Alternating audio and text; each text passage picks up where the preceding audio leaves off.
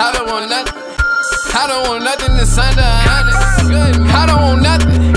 I don't want nothing that's under 100. I don't want nothing. I don't want nothing that's under 100. You know what it is. You are MPE with Dave and Jay. I'm Jay. I'm Dave. That's Dave. And we got my boy Tacuma with us. What hey, up? What up? Good morning. What up, Tacuma? How you doing, man? What's up, cousin? Special guest alert. Yeah, So happy to have you with us, man. So happy to have you with us. Yeah, man. Hey, life happens. We had a few hiccups already this morning, but everybody's here. We looking good. And it's leg day. Yeah. Let's get it. What you got for us today, Dave? All right, first off, man, my PE today is prevent excuses, right? We're trying to prevent excuses today. Say it again. Say it again, you know please. Hey, we're trying to prevent excuses, right? You know, we're getting a little feedback from the viewers, and which is, awesome, makes us better. But we're trying to make sure that, you can't make any excuses about our workouts, man. Any way we can, get it in, we're going to get it in, right? Right. My man Tacuma, he's at the crib, right? My man Jay, he's at the gym. I'm at the gym, right? And the thing is, man, we don't have all the equipment necessary to do legs sometimes, and we make excuses and we don't. But I'm gonna show you how we can get it done with what we're given. All right. Excellent. So the first exercise we're gonna do is it's a hip thrust, right? Me and Jay, we like to call it a love thrust, right? And you'll see why. All right. All right. So what I got here is I got a dumbbell. I'm gonna start with barbell setup, and easiest way of going about doing this. Well, you know what? Let me give you a variant first. Real quick, the folks at home, you're going to need a bench, all right? You could use a plate or you could use dumbbells. And for folks at home, easy way to do this workout, man, you can take these dumbbells and put them right here on your hip. And basically, man, just like the name says, man, you're doing a hip thrust. And you're extending all the way up and you're bringing it down without touching the floor, all right? Mm-hmm. And you're going to feel this in your glutes primarily, all right? This is a glute workout for you ladies, all right? And this is also good for the men, man. You know what I'm saying? If you know what I mean. So boom, Gotcha. There you go. All right. So when you're doing your barbell workout, all right, easy way of going about doing this, fellas, or ladies, whatever have you, whoever's trying to use the barbell for this workout, you want to situate the barbell on your hip on the ground, and then support with your elbows and just kind of bring up like that. All right. And it's the same workout with the barbell, all right? And make sure that you have something soft that kind of between you and the barbell. In the bar? So not put strains on your hip, all right? Got it. What's our reps at? All right, so we're going to do a 15, 12, 10, and then drop 8. Of course, with the drop 8, we're going to, right after we do the 10 set, we're going to lower the weight and do it immediately after that 10 rep count. So we're going to do 8. Cool. And you're going to feel that. Trust me, you're going to feel that. All right, bet. All right. So Dave and Tacuma is your set. So I'm so honored to have Tacuma here with us, man. You think you know people, right? You're related to them. You talk to them, you kick it with them, and then life is funny because people are ever changing, right? So one thing about Tacuma was a few years ago, after he's already got kids and a family and a job, this man decides that he wants to step in the octagon, I think they call it. He started training in MMA. And I thought it was freaking amazing, right? Like I'm a huge MMA fan, but I never could see myself actually stepping in front of somebody in such a way, right? But so I'm honored to have Tacuma here with us. Talk about jiu-jitsu and MMA fighting. But one question, one thing that I saw come across my feed earlier this week was somebody was having a debate over whether or not Mike Tyson could beat an MMA fighter, right? So it's this whole debate about boxing versus MMA, right? So Tacuma, who would you say is the best MMA heavyweight of all time? Who is the best MMA heavyweight? Heavyweight of all time. Yeah. It's very hard to say who's the best heavyweight of all time. I'd say probably the most skillful would have been the guy named Cain Velasquez. Cain Velasquez. All right. Yeah. Now, Cain, and if we put Cain Velasquez in his prime up against Mike Tyson in his prime, who's taking that fight? I honestly don't think Mike Tyson would last 1 minute with Cain Velasquez. He has a puncher's chance, but that's usually not good enough. All right, he has a puncher's chance. Dave, what do you think about that? If you put Mike Tyson in the ring with one of the best MMA fighters, what do you say? Yeah. Again, I mean, MMA encompasses so many different techniques and skills. Right. So you really can't, I really can't compare the two. You know what I mean? Like that's like a street fight. You know what I mean? Like it's almost similar to a street fight. You know what I mean? Like, no, there's no rules, man. And the thing is, yeah, Mike Tyson was was a specialist. I mean, he wasn't necessarily a boxer; he was a slugger, right? So he had a street fighter kind of tactic in the ring. But yeah, I think MMA hands down always wins, and they have too many weapons at their disposal. So would both of y'all agree that MMA is how should I put this? It requires I don't know. I would say MMA is better. Just say that. Just to say it simple. Would you say jack of all trades, master of none type, mentality when it comes to MMA? That's how I see it. I'm not an MMA fighter myself, but that's how I see it. Yeah, I would. Yeah, go ahead, Tacuma. I wouldn't say better. Better is way too strong. I would say that it's a different sport. You got to remember about two extremes. Boxing is a very niche sport. You only can use your arms. You know what I mean? And you can't hug anybody. You can't take them to the ground. There's so many things you can't do. There's a lot of rules in boxing, and MMA is almost the total opposite. There are no rules. And so because people can do so many different things, you have to be able to combat a lot. So there's a lot more skill in terms of what's needed to be successful. But I mean, if you put an MMA guy in a boxing ring and take away a lot of their weapons, they would have no chance. So it's two different things. You put them on a street, put them in a dark alley, the MMA guy's going to win. But that's just because more tools. But I wouldn't say it's a better sport. I'd just say they're different sports. Yeah, they're just completely different sports. I feel you on that. So the conversation about so if we use our imagination. My bad. I thought we were. I'm sorry. I guess I took it left. I thought we were talking about. I didn't mean to interrupt, but I thought we were talking about these guys. Like you were saying, like in a street fight. Who would actually dominate? So yeah. All right. Cool. I stand correct. So I mean, if we are talking about in a street fight, or if we do talk about in a street fight, right? And you got Mike Tyson, right, in a street fight against an MMA dude, is Mike Tyson taking that fight? Street fight, no rules. Well, if you listen to Mike Tyson talks about this himself, and he said he doesn't give his chances very high. He doesn't put his chances. He says I couldn't because it's a total different ball game when people can grab you. You know what I mean? Right. If you're just working on striking, then you can be very explosive. You can be very fast. And Mike Tyson's the best of both of those things. He punches very hard, very fast, and explosive. But if somebody can grab you, it's like trying to put a line in the ocean. It's just your skills are not equipped to that sort of environment. So, right. I take it back to the times when we grabbed Tyson. You can't really punch from your back. You know what I mean? Right. That is that. What you saying, Dave? What are you saying? No, my bad. I didn't mean to interrupt. I'm sorry. Look, take it back to the days when we used to slap box for fun, right? And when they started, like when guys started instituting the legs, started trying to sweep the leg, trying to sweep your leg in the front. How the level of difficulty, slap boxing, with the level of difficulty that it rose to at the time, man, kind of like, it kind of upped the stakes a little bit, man. I remember just that little nuance. So I could imagine mixing the two and, taking a box against an MMA fighter, they wouldn't have a chance.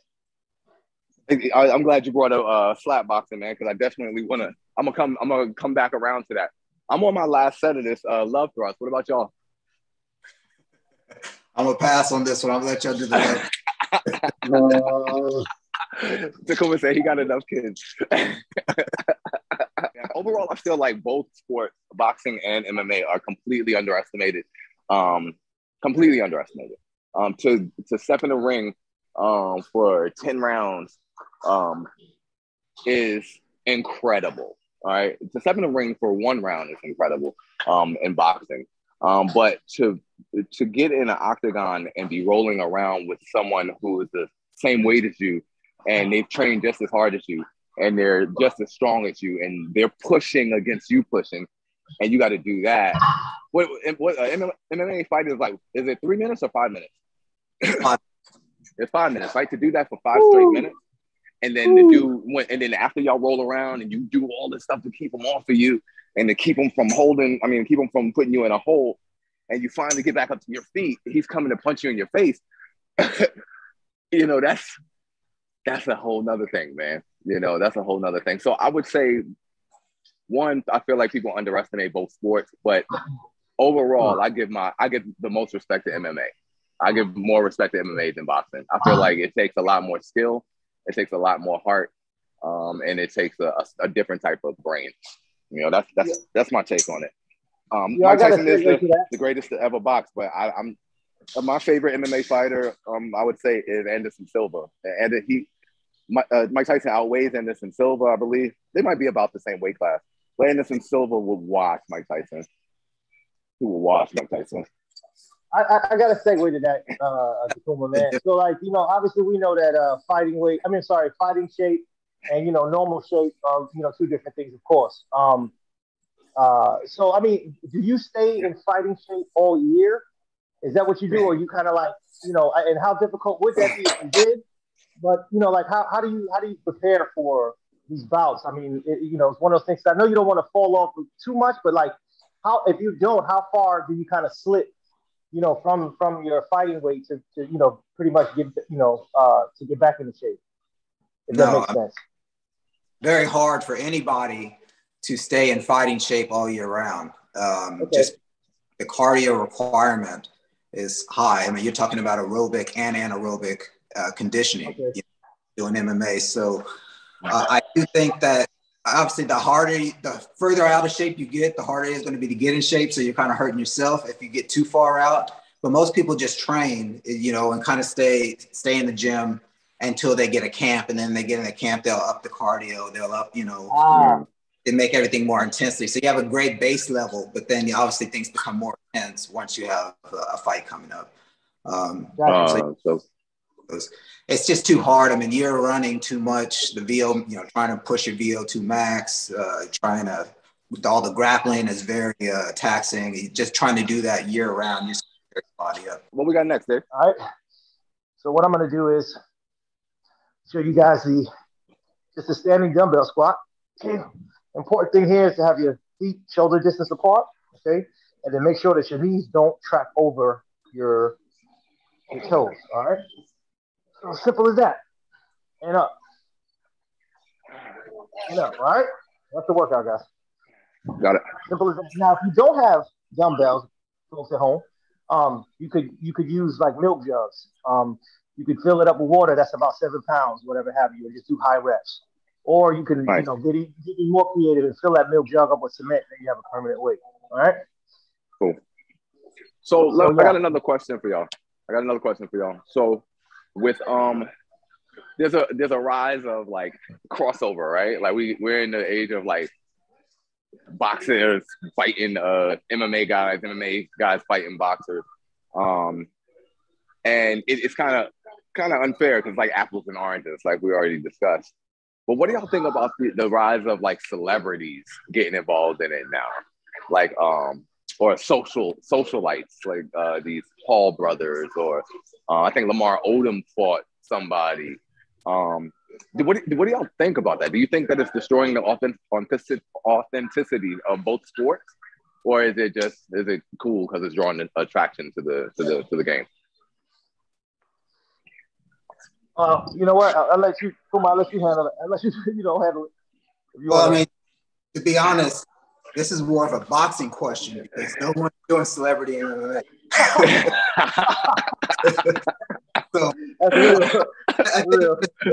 think kind of deals with the structural problems with boxing right now. So boxing problems, you have great boxers out there, but they're not making a lot of money because the best boxers aren't fighting each other. So it's given an opportunity for people who have big fan bases, to get into the sport and bring a lot of eyeballs to the sport and make a lot of money. Now, I don't have a problem with it because it's all entertainment, and if people want to pay their money, who am I to tell them how to pay their money and what to spend their money on?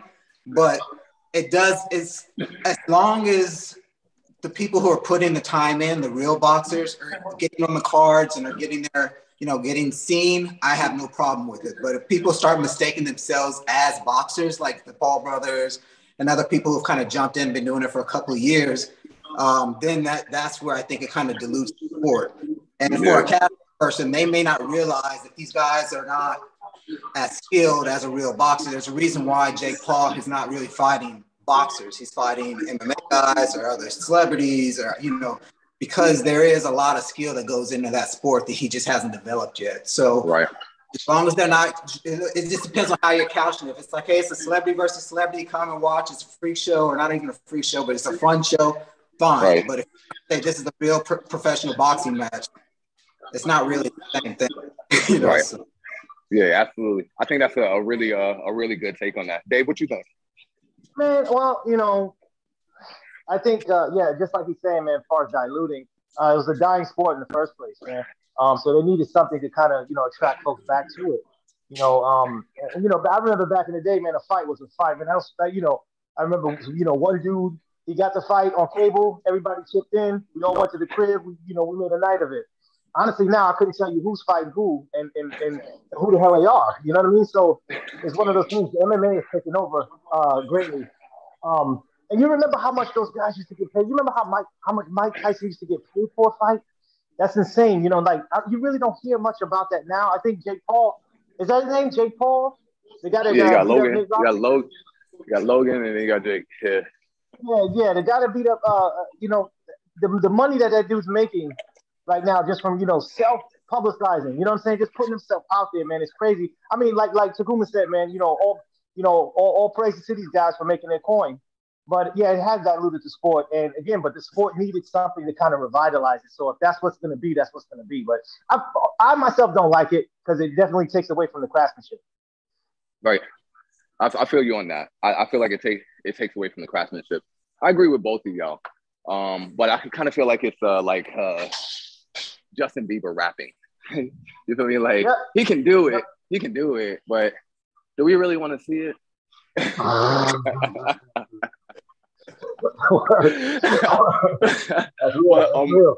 But with that though, I like what Tacuma. Tacuma, you brought up the fact that one of the main problems in boxing, and this may be like what Dave was saying about it was a dying sport, that the best weren't fighting the best. It's politics, ego. People are saying that it's about the money, and it may be very well about the money. If you're getting beat upside your head, you want to make sure you get as much money for it, right? But at the end of the day, you want to fight the best because it's supposed to be about being a warrior, right? They say you don't play boxing. You don't play boxing. It's not a game, right? So it's about being a warrior. You want to be the best that ever entered the ring. So at the end of the day, the money shouldn't be the deciding factor. The best weren't fighting the best. But with MMA, do you think that's the issue, Tacuma? Do you think the best are fighting the best in MMA, huh? Yeah, so they're two different sports. They're set up completely differently. The problem, the best are fighting the best because there's one major organization in MMA so it's basically one promoter, and that's the UFC. You do have a lot of different other MMA organizations that are coming along, but everybody only kind of knows the UFC. They're the largest, most big global brand. And so when you have one promoter, you can make everybody fight each other. The problem with boxing is that you have 5 or 6 different promoters. They all have different networks, and they all want to be the champion. So if I'm I'm Top Rank, and I'm involved with ESPN, and I want to fight somebody who's with the WBC, who's being promoted by Fox, it's very hard to make those fights because they say, well, what network are we going to pay? Are we going to broadcast the fight on? Who's going to pay the fighters? Everything has to be split. Right. And so the big fights happen. And so that's really the problem. Is just boxing is very fragmented. And so if you get good fights from different promoters, they just will never fight each other. And that's kind of what you're seeing. But in UFC, because you have one big promotion, the guy's just like, no, if you want to have the belt, you have to fight number 2. I don't care if you win or lose. You know, losing in MMA is expected, but in boxing is a real big deal if you lose. And so they just don't have the best fighting the best unless they're in the same promotion. And that's just kind of rare to have. Right. You know, that's a good point because, you know, it seems like, you know, these different, I guess, these championship titles or these titles that they own, it's like kind of like black churches in the South, man. There's so many of them, and they just pop up out of nowhere. You know what I mean? It's crazy, man. And that goes to say, everybody wants to be a champion, so it's almost like a participation trophy to me, the way I see it. It's like 1,000 belts. A guy can hold like 10 titles, man, you know, or 10 belts, and I just don't understand. Like, I don't understand the science behind that. Like what does all of that mean? And is it what you're saying? Basically, these guys are just trying to, you know, they just all want to be champions. Is that what it is? Are we just making these things up as we go along? So the thing about it is you have so many world champions, like you said. To be a 135 world champion in boxing, you could have 4 of them, and they can all be undefeated, and they'll, you know, so it's like 3 other, you know. But the reason why it's that way is because of the commissions, like the 4 major commissions. You got the WBA, the WBC, the WBO, and the IBF, and every commission makes money from title fights, and so their incentive is to make up more titles. So I'm gonna have a super regular title. I'm gonna have this title and give them out to other boxers. So every time they fight, they get paid more. So the incentive to try to consolidate all the titles into one title is not there for the commissions because that's just taking away their revenue stream. And so that's really the problem, what's going on and why you have so many titles. But it definitely dilutes things because everybody, like you said, everybody's a world champion. And if everybody's a world champion, no one's a world champion. You know what does it mean, right? Yeah, good points, man. Good point. Yo, Dave, what's up next? Let's move on to the next joint. And I got another question for y'all too. All right. So now we're gonna hit these glamour muscles here, which, you know, the calf muscles. They really don't get any play in legs because everything you do in legs is pretty much compound, and your calves are kept out of it. So we want to isolate the calves. So here I'm on a press machine, and I'm basically using the very edge of the machine to isolate these calves. All right. And what Jay's doing, he's standing on dumbbells and he's holding a kettle. The resourceful man that he is, man, being in the gym and being crowded, he's making great use of his equipment. All right. So the key is you see my pretty calves? You see those? Look at my calves, bro. On the lower extension, not touching the ground. So that's very important. And we want to hold these. Contractions, man, to be able to, I guess, basically X stops your Achilles, because what the Achilles does, it kind of stores up energy and bounces you back. It's kind of like a rubber band. So when you're holding these exercises, you're basically isolating that muscle to be able to promote growth. All right. So what I'm doing here, I'm on the machine. Same thing, but just we're blessed, privileged here with this machine.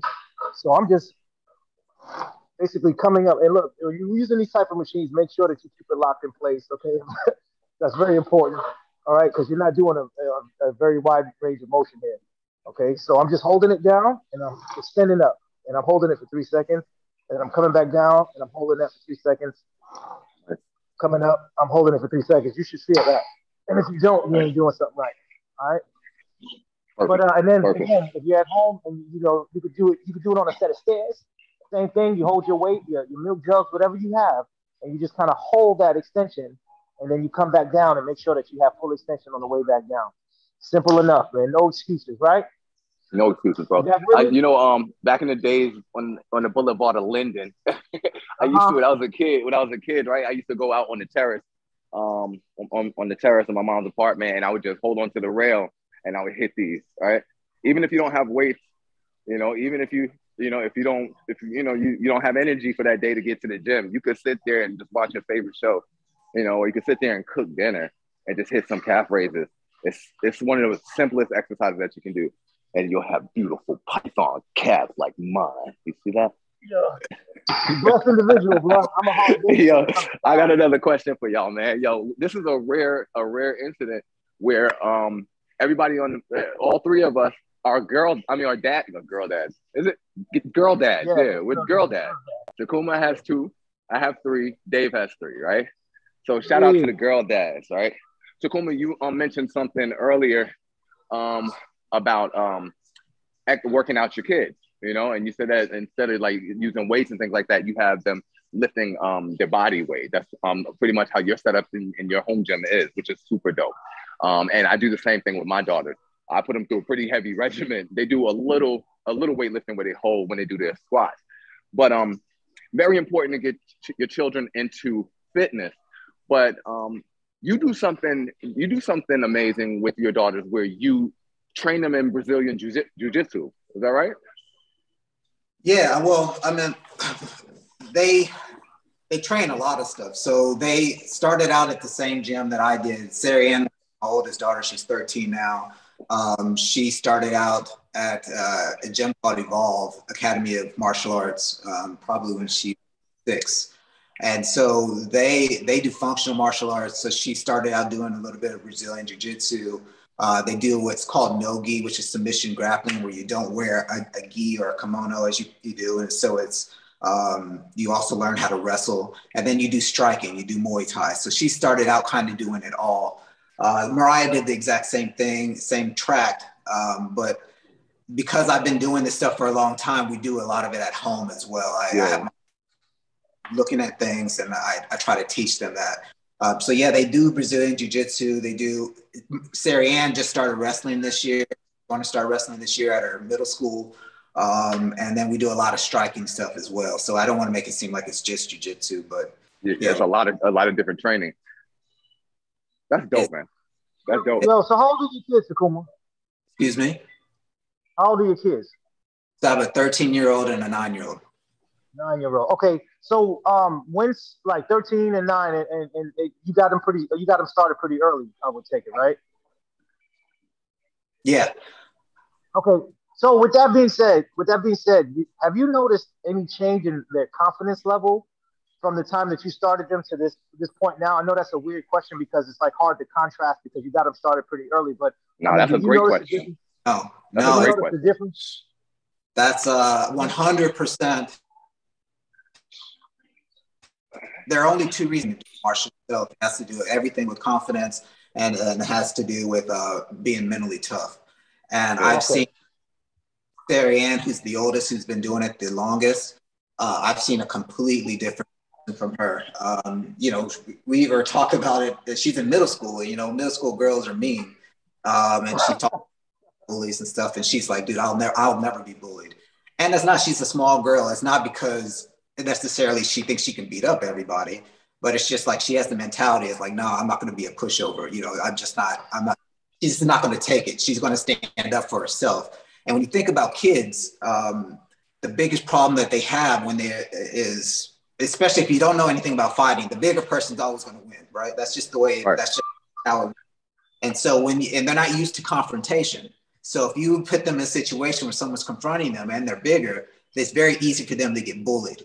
But when you do martial arts, especially when you do grappling arts, you're so used to being smaller person.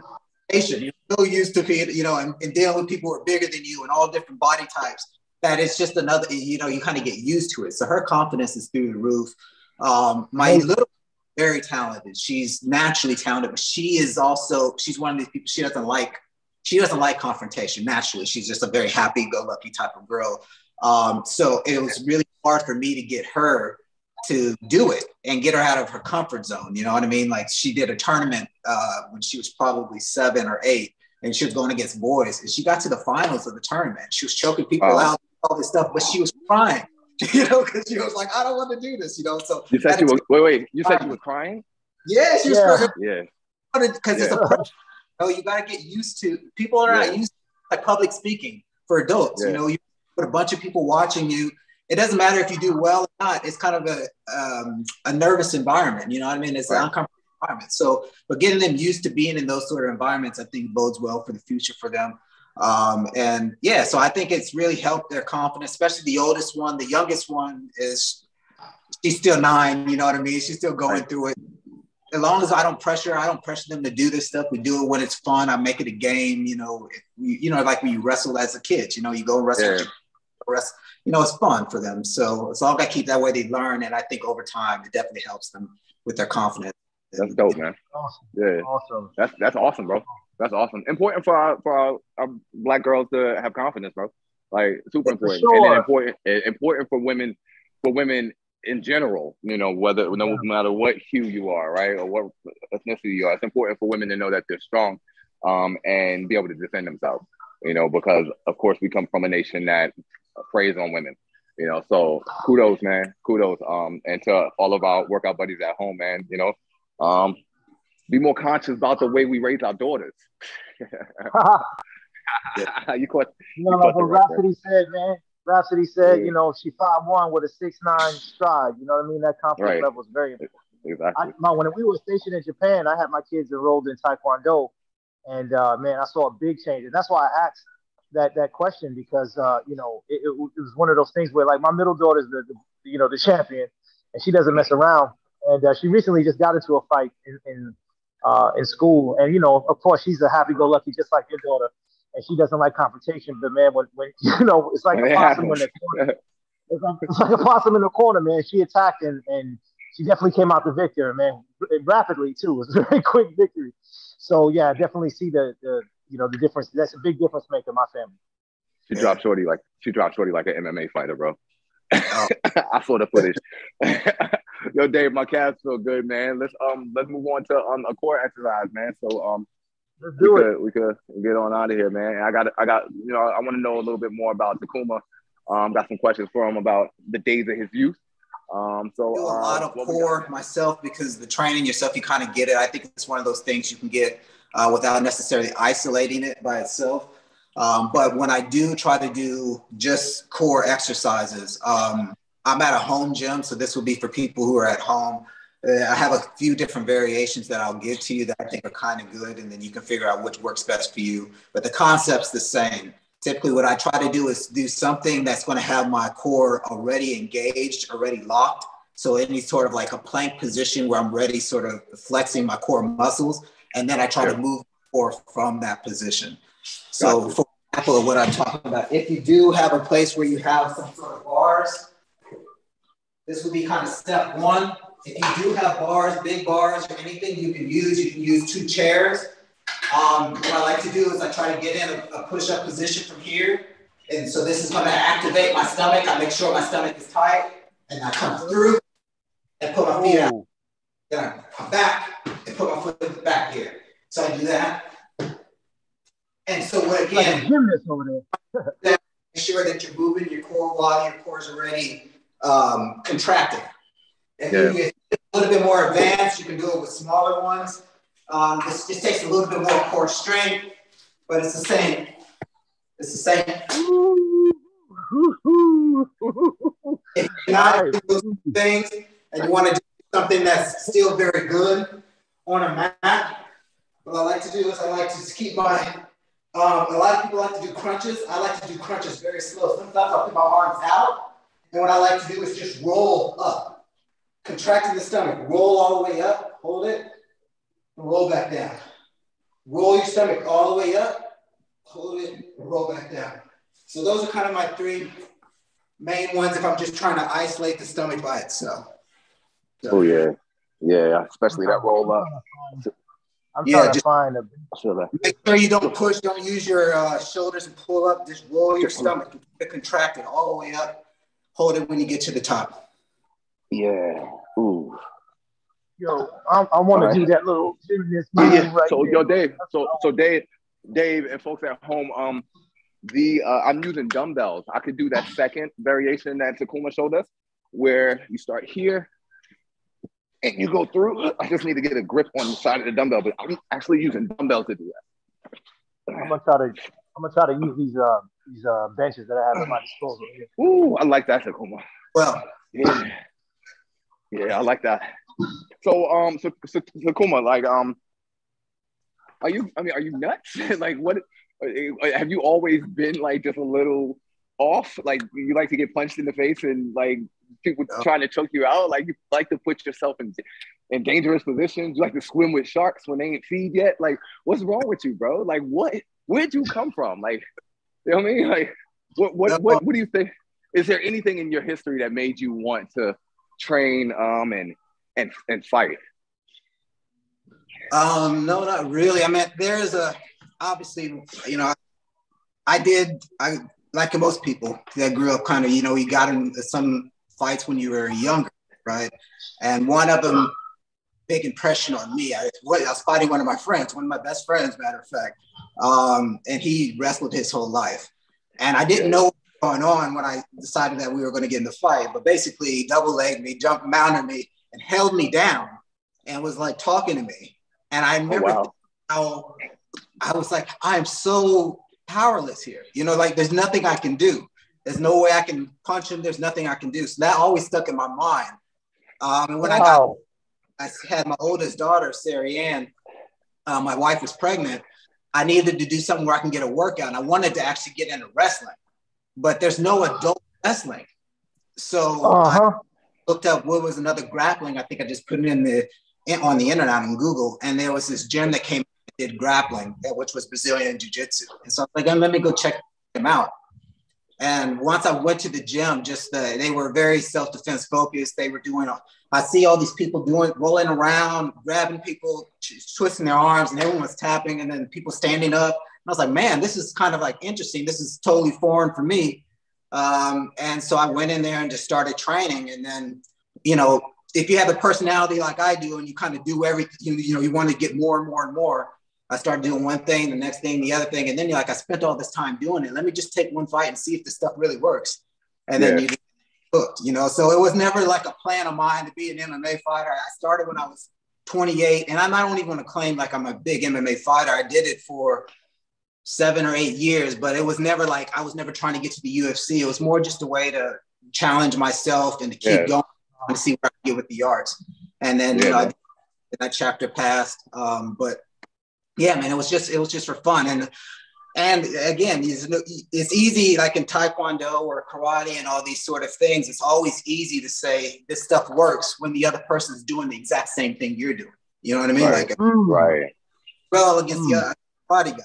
Taekwondo works well. But this was sort of a thing where it was like, well, let me see if somebody wants to do whatever they want to do. Well, what I'm learning, does this stuff really, really work? And so I tried it out and kind of just, you know. I got a question for you. Go ahead, son. Real quick. How do you handle? So you said you were doing it for fun, right? But I know you know there was a competitive edge to you. I mean, when you were doing it, how do you handle defeat? And you know, like how do you putting all that work into getting into fighting shape, and then getting to that point, and then kind of not really following through. How do you deal with that? So that's a great question. I think that is probably the best thing about martial arts. Just because there's nobody else there but you, right? So you don't have a teammate that you can say, man, you messed. You really can't blame them. Try to keep you safe. They're trying to pull somebody off you. So there's nobody you can blame for a loss but yourself. And I think you learn really early on. Well, I'll start off with saying this. You learn very early on how to lose. You'll never be good at a martial art if you do not know how to lose. Because if you're going to a gym and you're training against other people, you're going to be training against people who are better than you, or you're never going to get better. So you go and get beat up all the time. So getting beat up in front of everybody sucks, but it's like you're used to not losing. You know what I mean? Now, dealing with the loss is something that is very, very difficult to do because like you said, you put your all energy, you train for 3 months, you diet, you do all this stuff. And then now you have all your friends and all your family and all these people in the crowd, and then you lose. And you're like, man, I can't believe it. How do I do? But reality, that's life, right? You learn that all you can do is your best, and you learn to compete with yourself rather than compete with others. And that was the biggest lesson. Like all I want to do is try to be the best I can be. And if I made sure I didn't cut any corners, do any shortcuts, then the results are going to be whatever they are. All I can do is put myself in the best chance to win, put myself in the best shape to win. And that was how I viewed it. As long as I knew that I wasn't cutting any corners, I didn't care how it still stung, but I could deal with it. I could cope with it. I couldn't cope with me going out there in front of everybody knowing, man, I didn't really train that hard. I didn't really put in the miles. I didn't really do that stuff. Because then I'm like, man, I just cheated myself. So you just learn to speak with yourself. You know what I mean? And then that loss is not, it's like, what can I do? I put my cards out there. I did the best I can do. And it is what it is. So, Man, that's dope, the best motivational message I've heard in a long time, bro. That's amazing, bro. Amazing response. Amazing, man. So where appreciate that. so when we talk about training, man, where are you now? Are you what does your training regimen look like now? Does it still look like are you still training jujitsu and all these different other things? So yes and no. So, as you know, Sarah, Jared, I have a daughter who is immunocompromised. She has an issue. So with this whole COVID thing, I had to be really careful with her, and maybe I had to move a little. So I'm not going into gyms right now, like rolling with people or sweating all over me and things like that. But because I've been for a long time, I have a lot of friends that do martial arts that have been doing this for 10 plus years. So we've been able to kind of do our own thing and kind of like, they have gyms at home and I can train with 3, 4, 5 at a time. I can bring people here. We can train striking and do sparring. So I kind of just had to make it work for what I need to do and to keep us safe. So I'm not in gyms, but yeah, I'm still training. And then when I don't have time to train, like if I can't find somebody to train with, or it's one of those days that we're not training martial arts, I can work out in the gym. I can go on a run. I always just try to stay active. All that stuff, it all adds up. You know what I mean? So, right. And it also keeps it fresh for me. So one day I may be doing jujitsu. The next day I may be running 5 miles. The next day I may lift weights. The next day I may spar. And I just try to keep it going. But my whole thing is I just need to do something at least 5 days a week. So that's kind of the way. In other words, where he is right now, in other words, he could beat a motherfucker's ass. I mean, come on now. You don't forget that shit. Another thing that I wanted to say, man, I wanted to ask, man. So, like, in my travels, man, I'm a military vet, man. And, just talking to a lot of guys, you see a dude be like, man, that dude look like you whip your ass, or that dude will whip my ass. Like, people just kind of like get self-defeating, right? You see a person like, that dude, that's a big dude, man. You fuck me up. I've never had that mentality, man. I think I can beat everybody. You know what I mean? So, but how does that, and the thing is, I'm only like 5'9". I'm a small guy. So, like, I've always had an edge, a chip on my shoulder, when it came to that, and it just made me that much tougher. Like, what do you guys do? Like, when you kind of like, of course you guys watch footage of guys, your opponent or whatever have you, and you kind of like try to exploit their weaknesses. But I mean, clearly there's something that goes on in your mind that says, man, this guy's no joke. And you know what I mean? He's very skilled. And how do you guys psych yourself up to really kind of like, to clear your head of all that, I guess, negativity, self-negativity really, to when you're facing somebody that may outclass you. You know what I mean? How do you go about doing that? That is tough, man. You're asking the real questions, right? It's very hard. It's very, very hard because, especially for like me, it was very hard because I started when I was 28, which is very, very old for any sort of martial arts, right? And as you started winning and winning, you're going against people who are better and better and better, who are younger than you are, who are doing this as their living.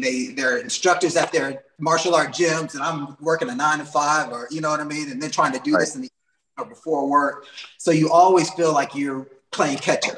Always felt like, man, this guy I'm fighting is bigger, better, has more time, is more dedicated, whatever, And so dealing with that negativity is like at the battle, right? And so I think it feels in the beginning, this is how it worked for me, and everybody is different. In the beginning of the camp, it fueled me wanting to train harder because I was like, man, this guy's going to beat me, and I have all my friends, and I got to sell all these tickets, and everyone's going to beat me. I don't want him to beat me and embarrass me in front of my friend. Last thing I want is my wife to be in the crowd and some dude knock me out. Right. So it starts to fuel you, but then fuel your training and your motivation. But then towards the end, you realize that it's counterproductive to start thinking I is better than you, and you got to go into the fight that you're King Kong. You have to believe in yourself. Otherwise, you're ready to. If you don't think you can win, you should not step in there. Basically, if you don't think you can win. So the switch is saying, man, I train now. I put in the time. I whatever. And if you have good coaches, they'll also give you positive reinforcement. Man, you did well in sparring, whatever. And so you sort of like, you have to turn that switch and say, all right, I can't be scared of this guy anymore. I got to be in kill mode. You know what I mean? And then you just go in there. And like I said, as long as you don't take any shortcuts, you're like, I'm ready. Whatever happens, happens. I know this guy's trained. I know he doesn't want to be embarrassed either. We're just going to go out there and put on a good show. And there's no easy answer to what you're asking, but that's the way I did it. At first it fueled me because I was scared. You're always scared going into a fight. If they say you're not scared, they're lying to you. You're scared going into. but you need that energy. But then you have to turn it at some point and say, it's counterproductive. It's hurting me. I already signed. I'm going to fight. So now I just got to believe in myself and start working on myself. And that's the way it worked for me. So, well, quick disclaimer, real quick before Jay, you know, a lot of folks that watch this and say, what the hell does that military experience have anything to do with, you know, the question that he asked? And really what it boils down to it is that, you know, we're from New York and we don't act like that. We don't think like that. It is what it is. You know what I'm saying? We think we can beat everybody. You have to put on this tough exterior and you have to have your mindset in a certain, you know, frame of mind to live there and to survive there. That's the only reason why I mentioned that, because I deal with a whole bunch of people from different walks of life, and hearing that just boggles my mind. I never understood why people would psych themselves out before ever going into something real. So that's it. A lot of my partners were ex-military, and I'm telling you, there is a lot of similarities. Those guys are tough, man. I mean, you go through a lot. You kind of have to embrace being uncomfortable. You got to embrace the suck. You got to embrace not knowing what the future is going to, you know, bring. That's just part of it. And you got to kind of get comfortable with knowing you can't control the outcome of what happens. So I think that there is a lot of parallel there in just terms of, you know, just learning to deal with sort of the nerves and what you can't control. So I like what you said. I like what you said about I like a lot of what you said, but relying on your training, right? Like, because it is nerves, right? It is anxiety and emotion. And if you dwell in that anxious place, when you stand in front of an opponent, you're gonna get knocked out, right? If you dwell on getting knocked out, you're gonna get knocked out. So if you rely on the training and say, nah, I'm good. I trained for this, you know, and you just work through it. I like that, man. Also, what I'm taking from it is you're going to train harder if you have a goal, right?